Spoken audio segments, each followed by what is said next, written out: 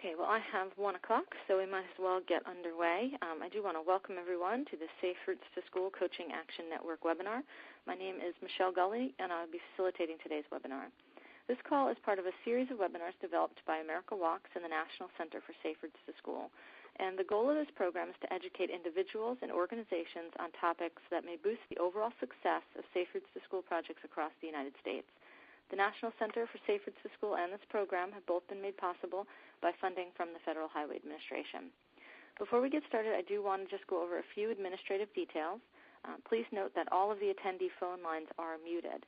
Due to the large number of participants that we typically have on these webinars, this helps to cut down confusion and some of the background noise. If you do have a question during the webinar, please use the question and answer box on your computer screen. And as facilitator, I'll read the questions as they come in and respond if I'm able. If you cannot access the webinar program at all, but obviously can hear me, please send me an email at mgully@americawalks.org. That's mgulley@americawalks.org. And that email address should also be in the GoToMeeting receipt that you received, or email that you received before the webinar. I'll do my best once I get that email from you to help you get online with us. Also note that the webinar is being recorded, so if for some reason we can't get you online with us, you will have a chance to download it at a later time from both the America Walks website, which is www.americawalks.org, and the National Center for Safe Routes to School website, which is www.saferoutesinfo.org. Now, questions pertaining to the subject matter of the presentation may be entered at any time during the presentation, but will be addressed at the end. We do try to save about 10 to 15 minutes for questions at the end. We do ask that if you have questions about Safe Routes to School that do not pertain to today's topic, that you please submit those directly to the National Center for Safe Routes to School via their website. And again, that address was www.saferoutesinfo.org. Now, if you were unable to get all that information down, don't worry. I am going to post a screen at the end of the webinar that will have that contact information as well as the speaker's contact information, so you'll have a second chance to write all that down. Now I'd like to briefly turn your attention to the agenda. You'll see that we've already gone over the first point, which is the welcome and administrative details. And next we're going to be moving right on to our feature presentation, which is Safe Routes to School Middle School Curriculum, why it is important, and how to make an impact.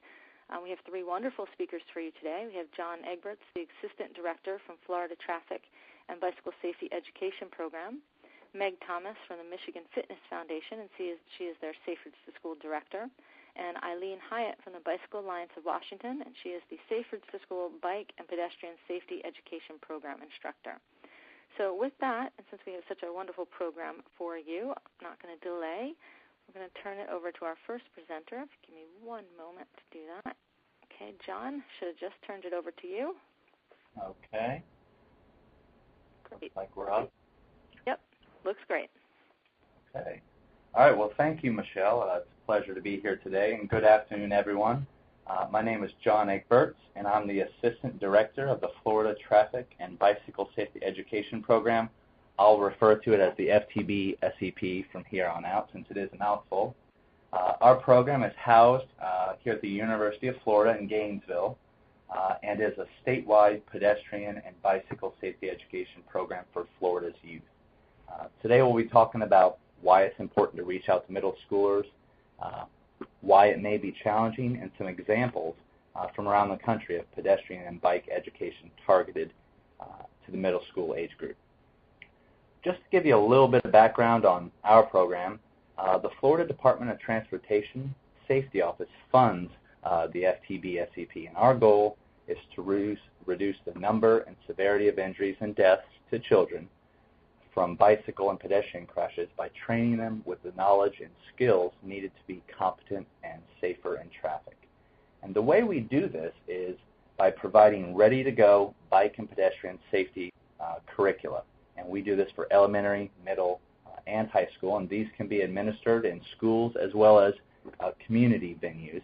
And additionally, we provide workshops where instructors are taught how to administer this curriculum in their schools and community. As I mentioned, we have 3 curriculum sets we offered. By far the most popular and widely used here in Florida is our elementary curriculum. This was updated in 2011. Probably 80 to 90% of our requests are for the elementary aged curriculum. We do have a middle school curriculum called Pre-Driver's Ed Thinking Ahead. And finally, we have a high school curriculum we finalized updating this year. And it doesn't teach pedestrian and bike skills, but rather it is a curriculum used as a unit in a driver's ed program to teach drivers how to more safely share the road with vulnerable road users like pedestrians and bicyclists. So before I go into things, I'd just like to always preface these trainings with why have a pedestrian and bicycle safety education program in the first place. And some of this is going to be review, maybe a little redundancy for some of you, but I always like to go over it. And first thing is child pedestrians and bicyclists are involved in a number of crashes. Physical inactivity and overall poor health of children is apparent. Traffic congestion, air pollution, particularly around schools, is a factor.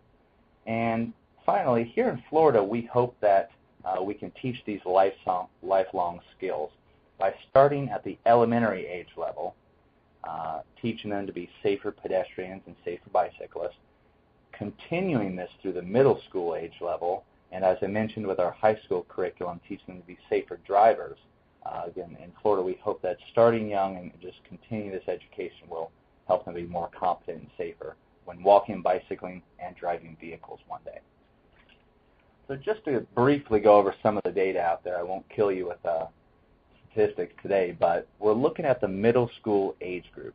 And in 2009, the pedestrian statistics reported by NHTSA for this middle school age group, 10 to 15, reported 111 pedestrian fatalities and about 8,000 injuries. Now, this is the highest injury rate, pedestrian injury rate, for any age group. Similarly, regarding bicycling, this middle school age group, again, 10 to 15 years old, had 64 bicyclist fatalities, which was the highest rate for any age group under 35. So, again, among children, the middle schoolers have the highest fatality rate, and 8,000 injuries. This was the highest rate for under 24. So the takeaway from that would be the middle school age group has a significantly higher rate of bicycling and pedestrian injuries and fatalities for any child. The obesity epidemic and children being overweight is also something I'm sure most of you have heard of. This has been increasing over the years. Most of the charts and graphs you see, the main thing you want to notice is the upward motion, the increase. 1 out of 3 children are overweight and 1 out of 6 are obese. This has tripled since the 1970s. So one thing I've noticed when looking around at pedestrian and bicycle safety education is that a large portion of funding goes into the encouragement and educational projects for elementary students, which is similar to here in Florida. There are areas who do focus on middle school and do an excellent job, but for the most part, a lot of these activities are targeted towards the elementary age group. And as you can imagine, less pedestrian bike safety education is taught to middle school. So some of the reasons for this that I've noticed are there just has been a lack of demand. As I said earlier, about 80 to 90% of our requests for trainings are specifically for the elementary level. I've noticed less physical education time. There are some districts here in Florida that have actual physical education classes every 6 to even 7 days. They're on a rotation. Budget cuts, and finally a curriculum that's already packed. You know, teachers and administrators, I'm sure other states are similar to this, feel the pressure to get through an already packed curriculum, and they just simply say they don't have the time to teach pedestrian and bike education. So again, these are just some of the factors that play into why there is less demand for this middle school age group. But it is important to teach them. So many programs do a good job of targeting and teaching elementary students. However, we see more and more it is important to continue these educational efforts through middle school as well. Some of the statistics I talked about earlier easily point that out. But before we talk about what to teach and how to teach, we should focus on who is best suited to teach. It's my belief that teachers and other professionals who work with this age group on a daily basis or have worked with this age group before are probably the most suited to effectively teach them. And this doesn't mean that another community member or professional couldn't teach the middle school age group. But again, those who know them, who are in the trenches, who have taught them before, they know what works and what doesn't. So I'd like to talk about what's the best way to teach. Middle schoolers really aren't that different from adults as far as how to teach them. Most of us have been to conference presentations, other workshops, and you sit there, if your instructor is just talking the whole time, you really may not take that much from it because you may find yourself daydreaming, getting distracted by other things. So it's important to provide a good mix.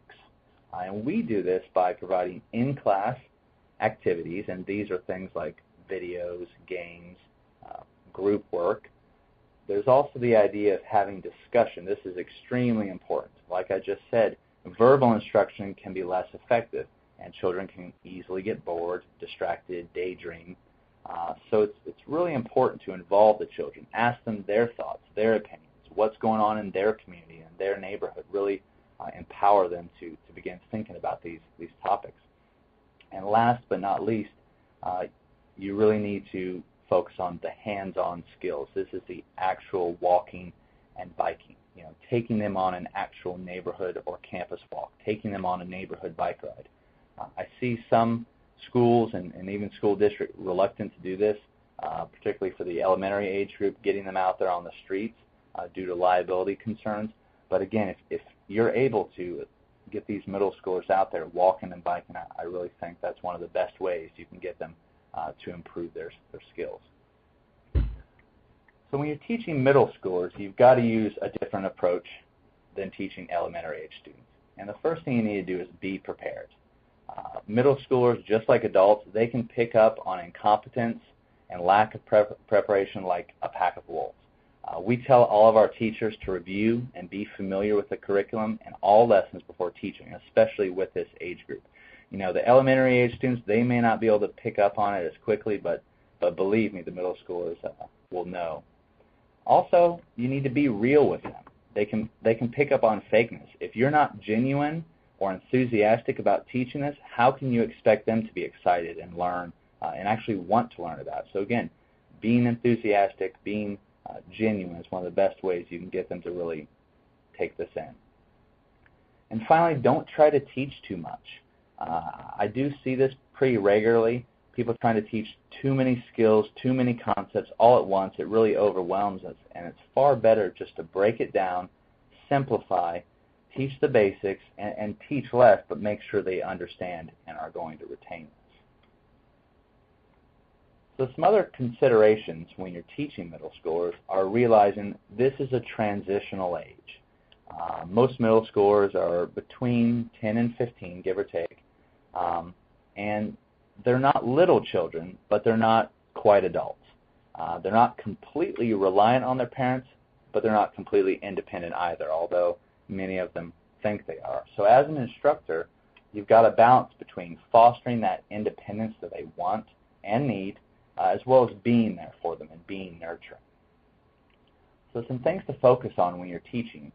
Similarly to the elementary age, is you want to teach safer pedestrian and bike behaviors and skills, but you're also teaching the benefits of walking and biking to the child in the community. And these are things like their personal health, environmental benefits, using a bike as transportation to gain that independence.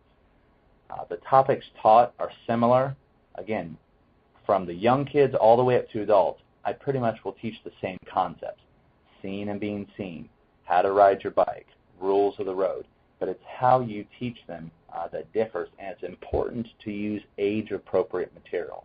One thing I will say is don't try to use elementary curriculum and elementary videos with middle schoolers, because first of all, it's going to be probably too basic, and it may even be silly to them, so it won't be as effective.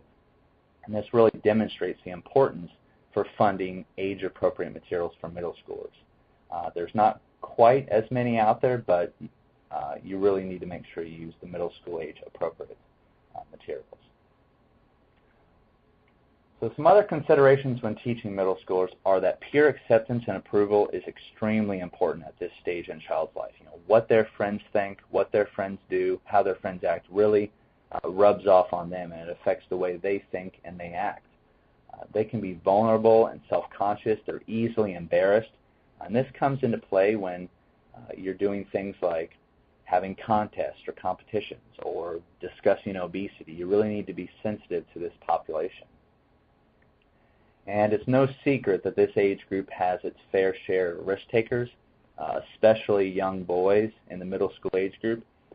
Going back to some of those statistics, boys are 3 to 4 times likely to have a pedestrian and bicycling injury and fatality than girls. So a 3 to 4 times the injury and fatality rate than girls in the same group. There's been some research on helmet usage for this age group, talking about peers, and among some of the findings are that peer opinion and attitudes were a key factor in usage. It should be no surprise. Peer pressure and friends wearing a helmet were a strong predictor in that child wearing a helmet. And some middle schoolers that were surveyed, most agreed a helmet is a good way to protect the head. However, more than 2/3 of them did not wear a helmet. And finally, more disagreed than agreed that helmet laws were good. And over 40% said they would not ride if required to wear a helmet, even though in I believe about 21 states or so, they do have a state helmet law. So a lot of emphasis has been put on wearing helmets and helmet usage, and while that's a great way to help reduce injuries and fatalities, we still need to remember and focus on teaching them those safer walking and biking skills is also going to help them. So switching gears a little bit, we'll talk about some distractions. People of all ages are more and more distracted while walking, biking, and driving, and middle schoolers are not immune to this. They become more distracted as an increasing number of children have access to technology like cell phones, texting, gaming devices, MP3 players, and even talking to each other while walking and biking. There was a recent study that found the rate of distracted pedestrians involved in crashes tripled over a 6-year period, and 1/3 of these distracted pedestrians involved in crashes were under 18. I'd like to talk about a quick example here in Florida. Volusia County, most of us will think about the Daytona Beach area. 27 students were hit by vehicles last school year. 17 on bike, 10 while walking. There were 2 deaths, and half of these crashes involved middle schoolers. The majority of all these crashes involved distractions, and one example is, unfortunately, one of the deaths was a high schooler crossing a street. He was outside of a crosswalk, and when they found him, he had headphones in his ears. And there may have been a number of factors that played into it, but my guess is wearing headphones reduced his auditory response and definitely played a role in what unfortunately happened. So just getting a little bit into what we do here in Florida, our curriculum, it's a pre-driver's ed thinking ahead, and we recognize the need for middle school age specific content and educational materials. And this curriculum really targets their interest in driving. Some of the elements found in the curriculum are on-bike skills, again, similar to the elementary age, crash avoidance, handling, helmet fit, rules of the road. We do discuss personal health. This includes things like nutrition, calorie burning. We talk about basic bike maintenance, chain repair, brakes, gears, things of that nature. And finally, community transportation. That's using your bike and walking as a form of transportation. How to read a map, how to plan a route. Currently, our middle school curriculum does not include pedestrian lessons, but due to the obvious need, we'll be including pedestrian education when we begin updating this later this year. So I just want to provide you guys with a little bit of contact information. And I guess with that being said, I will turn things over to Meg from the Michigan Fitness Foundation.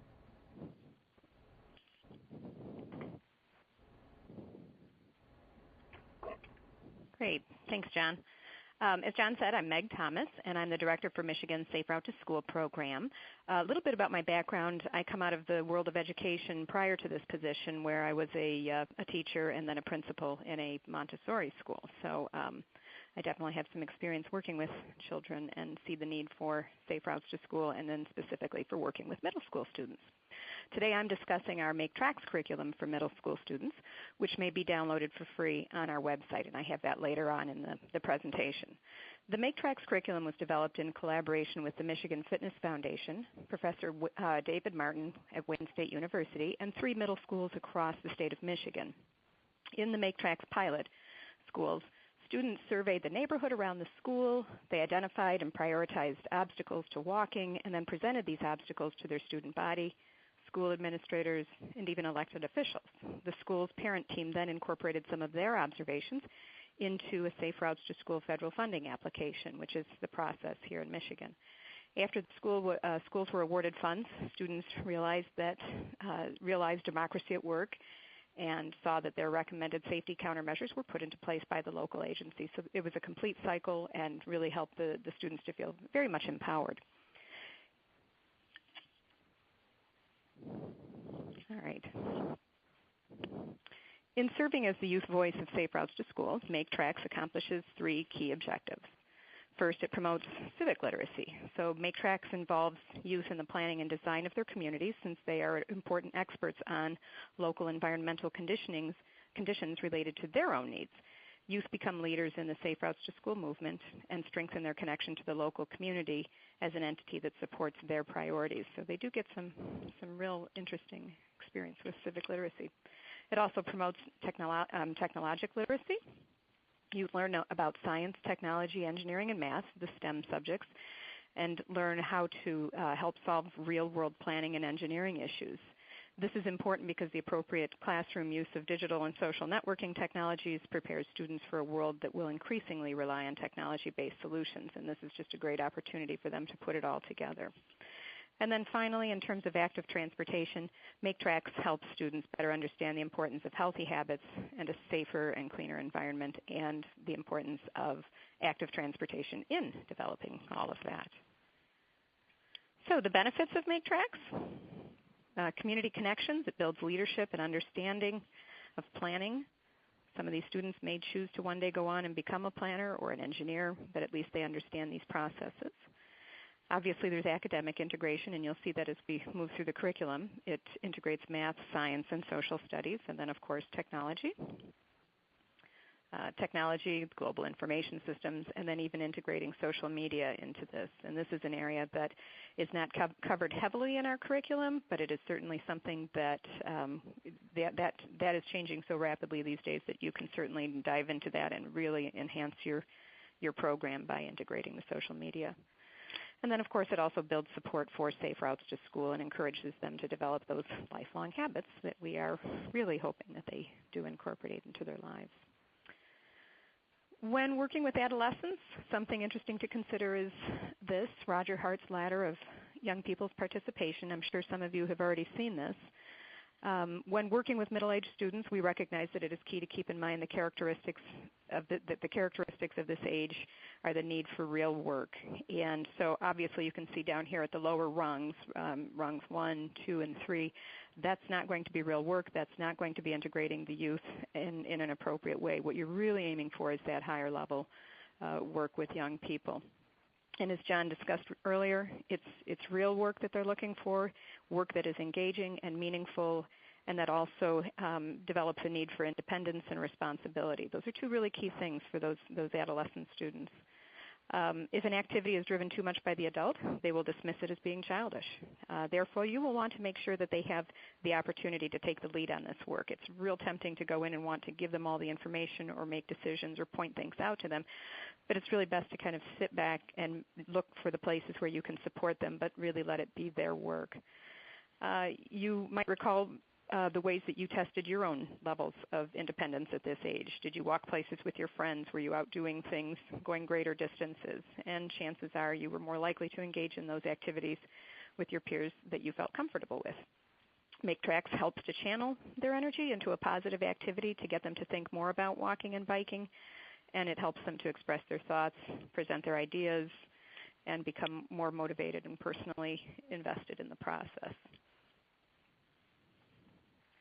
The Make Tracks curriculum contains 8 45 to 55-minute lessons with detailed student learning objectives, and these are the 8 lessons. The first lesson is just basically an overview about Make Tracks and about safe routes to school. The second one is on computerized mapping. The third one is technology and fieldwork, which is basically the preparation for number 4, which is going out into the field. And then number 5 is bringing all that back and looking at the research information. Number 6, they're learning to prioritize projects. 7, make their recommendations. And then finally, 8, make their presentations. Also included in the Make Tracks curriculum is the youth guide, which can be copied for students. There's also materials, web-based updates. The materials are all on the website about the latest free online changes in technology and mapping programs that can be used to support Make Tracks activities. In several of the lessons, the curriculum also provides an excellent opportunity for local leaders, architects, planners, to share their expertise and to make an impact on the next generation of leaders.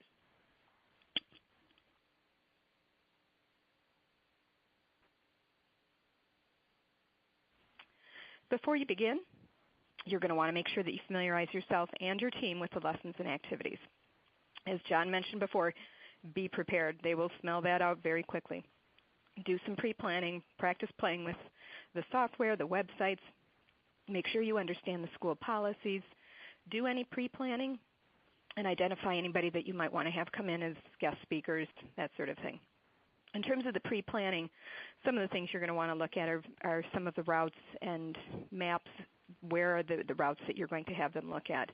In terms of the guest speakers, you might want to make some calls in advance to the principal, to the school board, to the local civic leaders, the city hall or village hall, and let them know that the kids might be contacting them to schedule presentations or to schedule discussions with them. Laying that groundwork is kind of helpful because then when the students do make those calls, they're not immediately shut down, but it's not you making the call. So again, really put it in the kids' hands. And then just make sure that you take into account ample time to schedule the activities and leave room for any variations in the schedule. So lesson 1 is learn about the Make Tracks curriculum and about safe routes to school.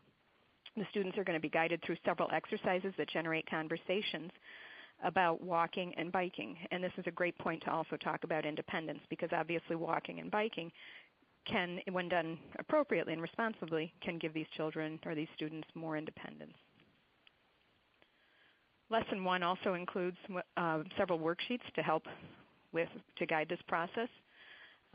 There is information, this is just the top of one of the pages, where they're going to start talking about what is a carbon footprint, for example. Another resource tool is the community information worksheet, where they're going to start to think about what is going on about everything in the community, and it helps to guide them in their thinking processes. Lesson 2 is about mapping. The students are going to identify routes needed for their walking assessment. If you have GPS units, they're not necessary, but if you have them, they certainly make the exercise more technologically interesting. This is also a point where sometimes we'll begin to talk about geocaching and really try to get the kids involved with the technological side. They really do enjoy that aspect of it. They're going to learn how to use different tools such as Google Maps or community walks, and they're going to be exploring several different options. You might also find that you have some students who know about tools on the web that you don't know about, and so you need to be willing to hear what their suggestions are as well and to be ready to learn from them. When they feel as though that they're teaching you something, that can be very empowering. As I said, there are many options out there for this process. One of them is communitywalk.com. There is also Google Earth, and then one that is put together by the National Center is the maps at walkbiketoschool.org. The first two, the Community Walk and the Google Earth, will enable them to be able to input photos and comments into their presentation, so that this is really an ideal tool when they're out doing their walking assessment.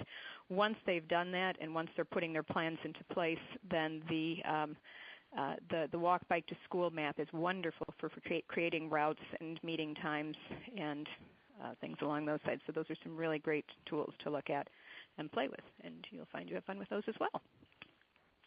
Lesson 3, the students prepare for their field activity by creating teams. They're going to be learning new terms, reviewing their route maps. You're also going to want to prepare them by setting the expectations while they are out in the field. You're going to want to invoke the responsibility in them. And because, of course, as John mentioned, sometimes they have that feeling of being invincible and they're high risk takers. So you want to make sure that you really invoke that sense of responsibility. Talk very openly about that. This is also a perfect opportunity to discuss that distracted walking that John talked about.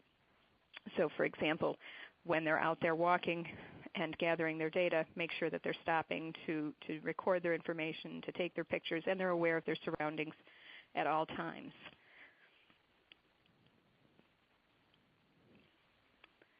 This is a perfect opportunity to bring in a guest speaker to discuss what to look for from an engineering perspective. So this is one of the things that's you're going to be doing to prepare them is what are they looking for? Open their eyes, make them aware of what it is. When they're out there walking, when any of us are out there walking, we aren't necessarily thinking about it from the perspective of a small child or a pedestrian. So these are some prompts that they'll be looking at. Are there sidewalks provided? Are there adequate sidewalks? Are they continuous? Are there accommodations for people with impairments or mobility issues? And are there adequate signs and signals? So bringing in somebody who is a planner or an engineer can really bring this to life for them. So we really do recommend you start to bring in some experts on this. That also gives them exposure to different careers and different people.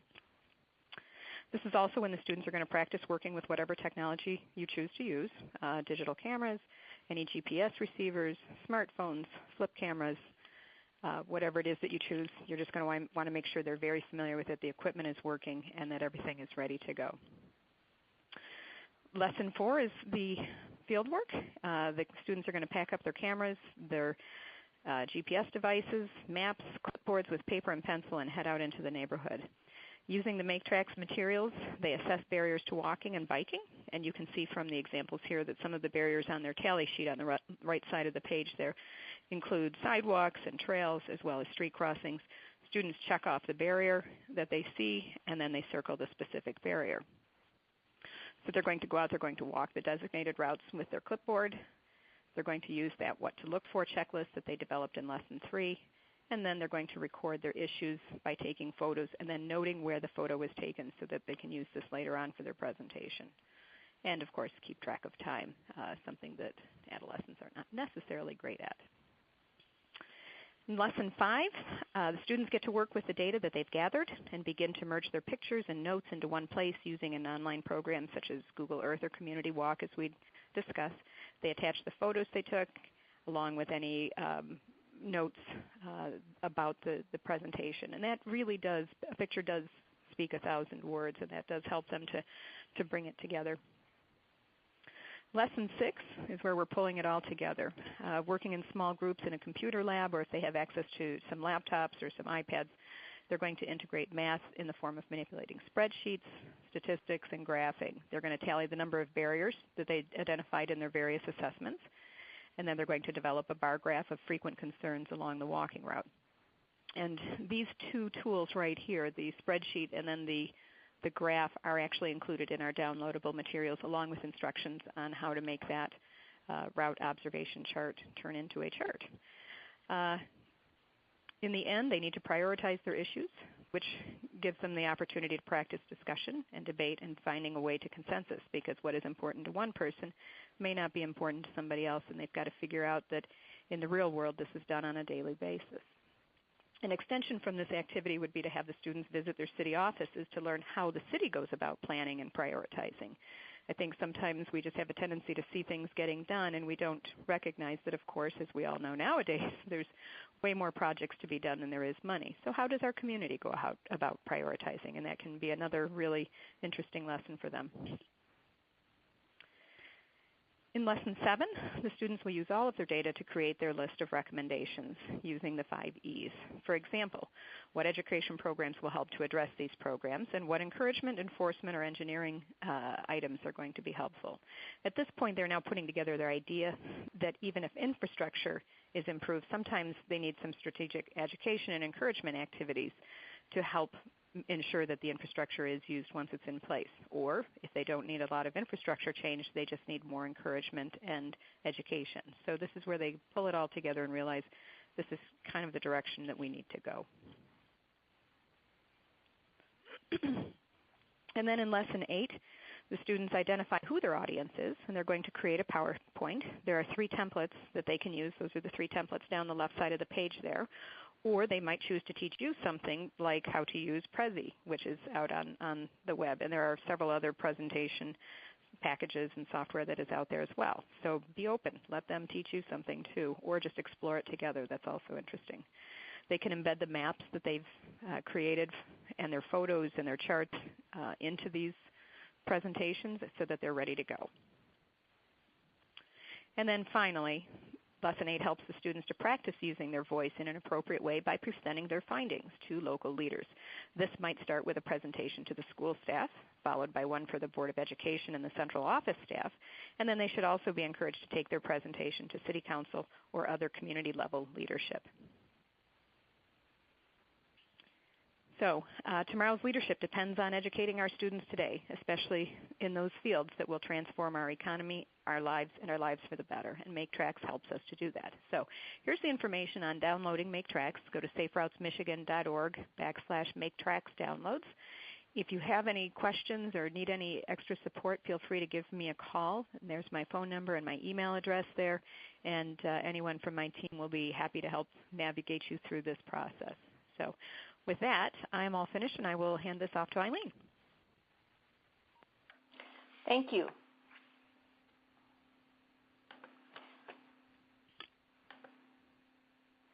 My name is Eileen Hyatt, and I'm a retired teacher, and I'm a Bicycle Alliance of Washington board member. I've been teaching bicycle skills to 4th graders through adults since about 1993. I'm a League of American Bicyclists instructor called a league cycling instructor, and that's kind of the basis for what I've been teaching. Washington State's middle school program was developed in cooperation with the Bicycle Alliance of Washington, Feet First, the Office of the Superintendent of Public Instruction, and the Washington Department of Transportation. Our goal with the middle school program was to provide the teacher training needed, the equipment for the kids, plus a curriculum that would be sustainable after the Safe Routes to School grant was over, and give active and on-bike experiences to children in their physical education courses. A foundation for that goal was to give PE teachers 2 days of active training themselves, including pedestrian games and the League of American Bicyclists 9-hour Traffic Skills 101 program for adults. While physical education teachers are more active than the average adult, not all of them are experienced bicyclists. So our feeling was they needed some on-street experience themselves in order to become instructors for students, as the student program is emphasized as driving your bike, using the same rules as all road users. The teacher training was a 2-day program, and here you see a basic outline of the agenda for the teacher training itself. They were given a Safe Routes to School introduction, plus a pedestrian safety rules game, which they played themselves, called Captain Barkley, and an understanding sightlines game that we called Eyeballs, and a walking field trip to assess the pedestrian situation around the schools, plus, again, this LAB Traffic Skills 101 program, which is 9 hours, and about half of that is on the bike and about half of it is classroom experience. The basic components of this are also the basic components of the child program, and that is, it's about the bike, the rider, why bike crashes happen, handling the bike, and bicycling in traffic. At the end of the 2 days, we went over the curriculum that was created for the children day by day. the Safe Routes to School grant also provided bicycles, helmets, basic tools, places to store those tools and helmets, and a cargo trailer to transport the bikes from school to school among the districts. 27 school districts in the state of Washington took part in this program. The curriculum can be downloaded from the Safe Routes to School website over there in the yellow print, and I'll show this again at the end as well. So if anyone wants it, they can go to that, click on the curriculum, and actually print the notebook that was given to the teachers as part of the training. There's also some PowerPoints about the training the teachers had. I'm going to walk you through the 8 lessons that children receive in their PE classes. First of all, they have a pretest, and then they use that as points of discussion and are given the answers, and it's talked about in class. Those same questions are then sent home with the students to get 3 adults or people with a driver's license to answer those pretest questions to stimulate discussion of these items at home. Video overview of bicycling, and the one we use, which is very good for middle school kids, is called Bike Safe, Bike Smart, and it's available through the National Highway Traffic Safety Administration website, free online, and it's just an 8-minute video, but it really covers bicycling on the street, and it has 2 middle school age children who lead the entire video, so it's quite good for this age. As part of Lesson 1, the teacher also discusses the value of active transportation, and some of those points were covered very well by John and Meg. And driving your bike, the idea that you're talking up to the kids, you're teaching them how to drive, because these are the same rules they're going to need when they drive a car. Lesson 2 starts with a pedestrian game about the rules of being a pedestrian, and it's a very active and fun game called Captain Barkley, and the details are in our curriculum book. Lesson 3 is also a pedestrian game called Eyeballs, and it's about making eye contact, of course, when you're crossing the street, and this is a very useful skill as well in bicycling. Lesson 4 and the next 4 lessons are all about the bicycle. The next 5 lessons are about bicycling. The reason we group those together is so that if the trailer with the bikes was at a particular school, the lessons would be done one after another, and then the bicycling equipment could be packed up and sent on to another school.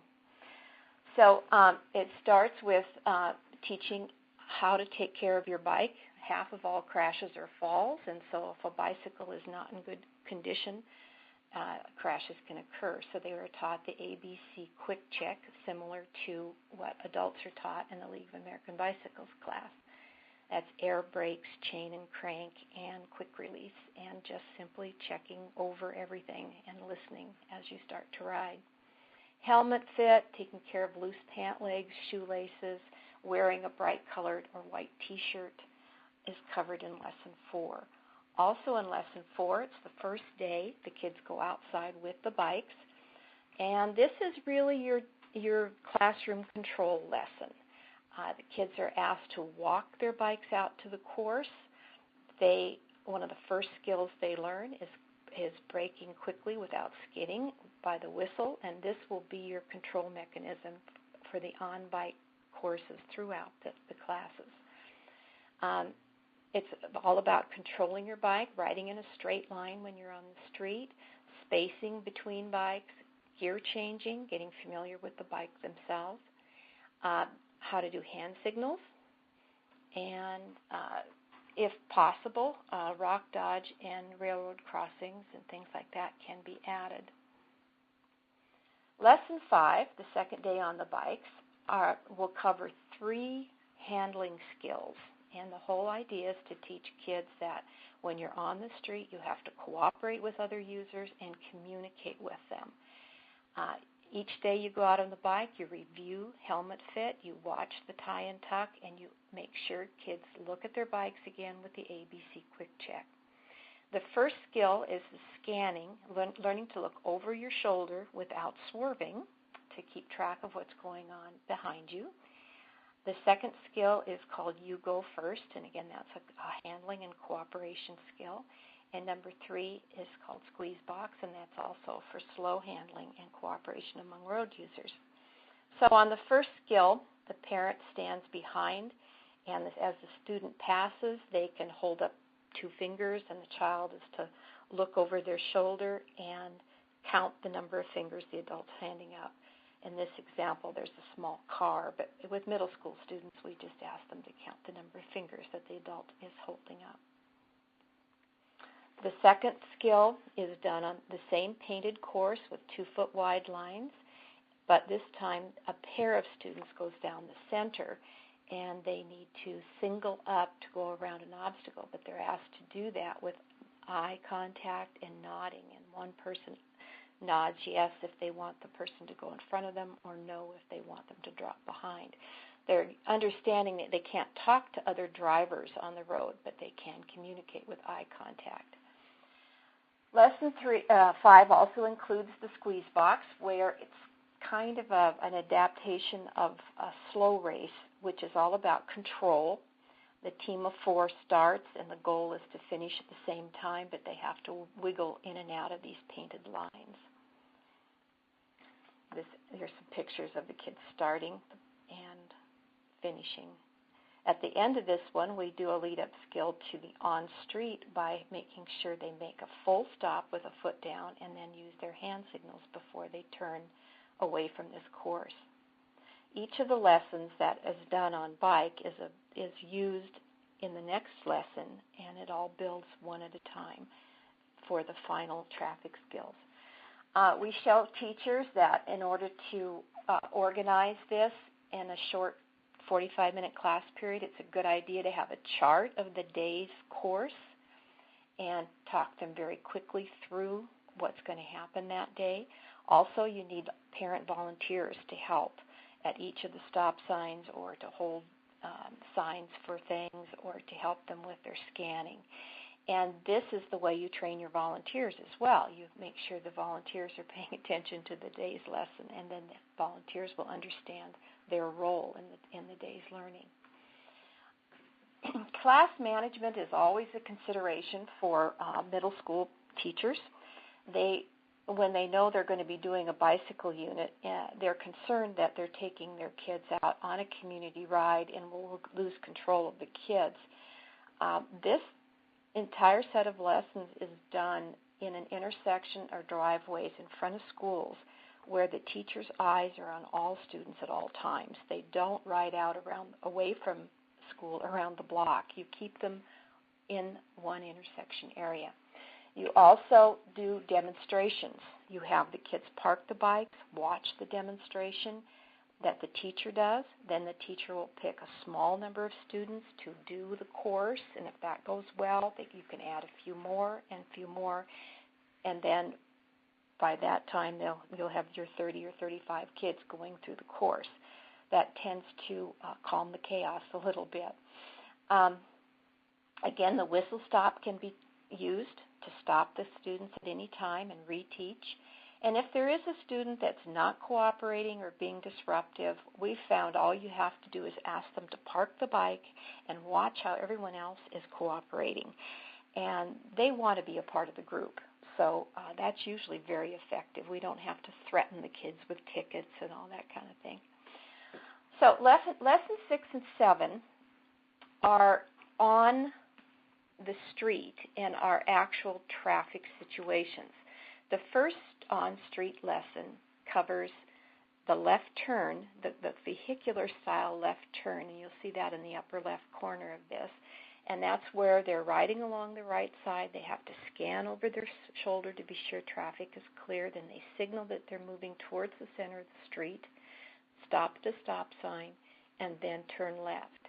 We also teach the walking left turn, and of course this is reinforcing our pedestrian skills, where you can turn left on a very busy corner if you choose by walking on the two sides of the street.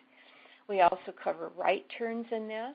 We may have an obstacle to go around, such as a parked car. We make sure that you ride at least a door swing away from all parked cars. And a very important part is the driveway, because many children and adults are hurt coming out of driveways because they don't stop. So we use an alley or driveway as well. So here, these are the basic functions. But the next lesson, and this is showing some of the things here that we do, the driveway, sometimes you have a blind spot and so on, and do a stop and creep. But the last and final lesson, the students can choose where they ride within your course. And this is just a sample of what it might look like. A three-way intersection works just as well. Sometimes we use a loop driveway to add a little more interest if it's available at the school. But when you add the third or fourth intersection or stop sign or entering road, then it changes things, because if a student is turning left, they're crossing in front of other traffic. Also, they have to make eye contact and take turns at the 3- and 4-way stop sign. And the last 10 minutes or so, we take the stop signs down and use a Xerox box that looks just like a traffic light and rotate it so the students get the practice of using red and green lights. And of course, even a green light means you have to yield if you're turning left in front of others. So here's some pictures of kids on the course. And our high-tech traffic light, we've really found that that little Xerox box works just as well and is lightweight and easy to bring out to the course. We do need adult helpers. You need to have an adult at each stop sign. It helps to have them at the driveways so that the required behaviors are practiced by the kids. Lesson 8 of our curriculum is back to pedestrian skills, but by then they, of course, may find some bicycling things in that as well. But they do a walking inventory, as others have explained today, taking a look at the physical environment around the school. As part of our grants, the Safe Routes to School grant, there was a student POTS test and student survey and parent survey as well. And our curriculum has come from a variety of things. I started using the basics of bicycling from the Bicycle Federation in 1994. And there are several other things out of Portland and what we've used in Spokane schools and my own adaptations to the bicycling portions. And, of course, Feet First has contributed all of the pedestrian activities. So here's my contact information if you have any questions, and if you would like to download a copy of Washington State's Middle School Safe Routes to School curriculum, it can be found at saferouteswa.org, and then from there go to the tab Schools, and then Middle, and then Education, and you'll see the link there. Okay, great. Thank you so much, Eileen and Meg and John. That was a wonderful presentation. We have a bunch of questions, and I'll throw one out there to you folks and give people a few more minutes to write down your information there, Eileen. And then as you all are speaking, I will put up a full list of all the speakers' contact information in case folks are also looking for John and Meg's information as well. So here's a question that came in. I'm going to paraphrase a little bit because I would say it was about 75% of the questions that have come in have dealt with this, so it's a very popular topic. But folks are really looking for tips or your experiences with how you're getting buy-in from your schools, from your communities, from administration, really to get these programs up and running. You know, many of the comments have focused on, the curriculums are really packed. So how is it that we get the school to kind of buy in to using this wonderful program at our school? So, Eileen, do you want to start? And then I'm sure, Meg, you probably have something to add, or John, you may have something to add as well. I'd be happy to start since I've been doing this for a long time. It is a lot of work, especially the on-bike portion. I think the Washington State program managed to attract 27 school districts across the state because the idea of getting the bikes and the equipment all together just seemed very attractive to people.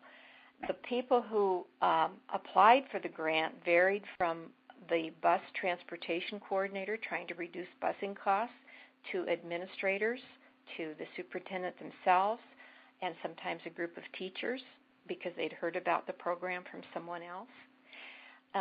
And of course, it's always the teachers that have to do all the work when it comes right down to it. And there were times when the two bike trainers and one of the three PED trainers would come into a school district, and it was not the teacher's idea to do this. And so our job was to make it valuable to them. And I think because they are physical education teachers and we presented the program as a very active training where they actually got to ride themselves and understand the principles and play the pedestrian games themselves, helped to bring the teachers on board. Great, thanks. Meg or John, would you like to add something? Sure, I will. We also, for our curriculum, we went through and aligned it with the state of Michigan grade level content expectations. So it was one extra step to be able to show teachers this is how you're accomplishing state standards. And we've also presented it, as Eileen did, to the PE teachers, and have also presented it as an option for an after-school club or an after-school activity. So those are some of the different ways that we've also approached it. But it is not something that you can just automatically think you're going to be able to drop in and they're going to think, boy, this is great. We have something else we need to do. So, yeah. And I guess similarly to both Meg and Eileen, we target physical education teachers. We each year go to our state AFERD, the American Alliance for Health, Physical Education, Recreation, and Dance. We've had a strong presence there. We always present. We always exhibit. So we really target those PE teachers and to underscore the health benefits and physical activity benefits of walking and biking.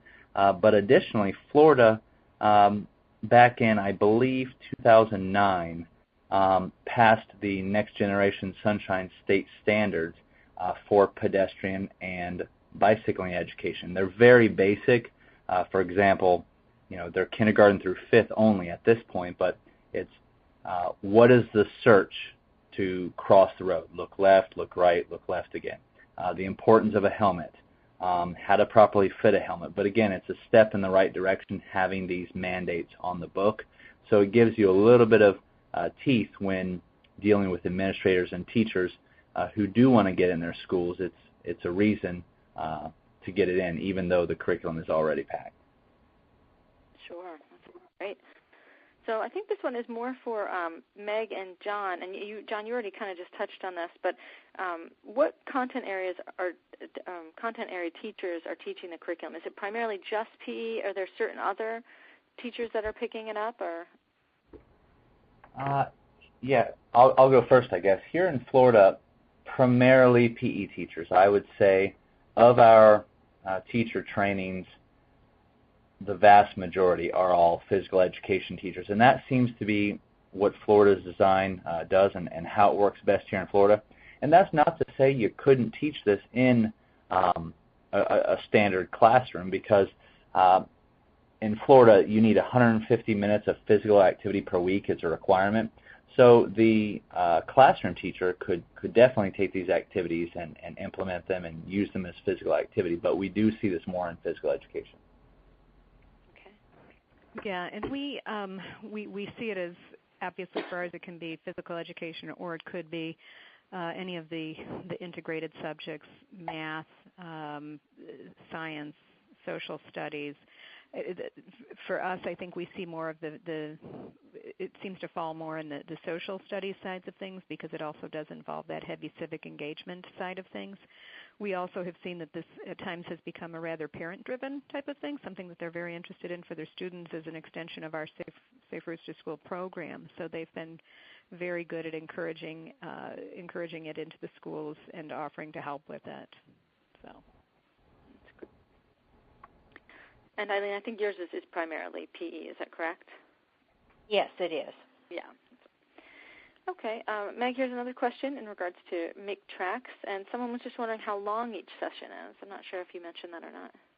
Yeah, each one is about 45 to 55 minutes long, depending on the students that you have and their level of understanding. I think that in this day and age, when we get to some of those more technological side of things, it can be a very short lesson, just because, as I said, they're going to teach you things. So. But in general, they're about 45 to 55 minutes each. Okay, great. And John, a couple of folks have sent questions and just wondering whether or not that pre-driver's ed program that you mentioned, or the curriculum, was available. Well, it is available, but again, yeah, we're looking. It's not online currently. I do have electronic copies and hard copies, but as I mentioned, it's the one that hasn't been updated the most recently. You know, much of the content is still good. A lot of this stuff doesn't change over the years, but later on this fall, we're going to begin updating and overhauling this curriculum to do things, as I mentioned earlier, adding pedestrian lessons. So at that point, we definitely can make it available. But I do have a version now if people were interested. Okay, great. And one final question that came in, and not sure if any of you have experience with this, but someone was just wondering whether any of the programs support some kind of student safety patrols at the middle school level where the students participate in improving safety. And if you do have experience with it, just wondering what those activities were. This is Megan. I can say that I don't have experience with that, so I can't. I'm going to defer to the other two on that. Okay. John or Eileen, ever have experience with those? I don't. Here. I mean, the school districts may use some of this information, but it's not a direct link so far that I know of. Okay, the same thing here. Figured I'd throw it out there to see if we could find some more information for this person, but we have definitely provided lots of wonderful information for everyone today, and we have come up to 2 o'clock, so I'm going to wrap things up to keep people on time because I know they have to get back to their work. I want to thank everyone for attending. I want to thank our 3 speakers, John, Meg, and Eileen, so thank you again. And I also want to remind everybody that our next webinar is actually coming up very quickly. It's actually next Wednesday on August 8th, and it's going to be Active, Healthy, and Ready to Learn, Safe Routes to School and Children's Health. We have 2 wonderful and distinguished speakers, Jim Salas and Jay Mendoza. If you go and check out the links at either the America Walks website or the Safe Routes to School website, or National Center for Safe Routes to School website, then you will be able to register for that at this time, and we hope to have you online with us next week. If you have any other questions, please feel free to email me. Again, my address is up there on the computer for you. And again, I hope we have you online with us next week. So thanks again, everyone, for joining us this afternoon. Goodbye.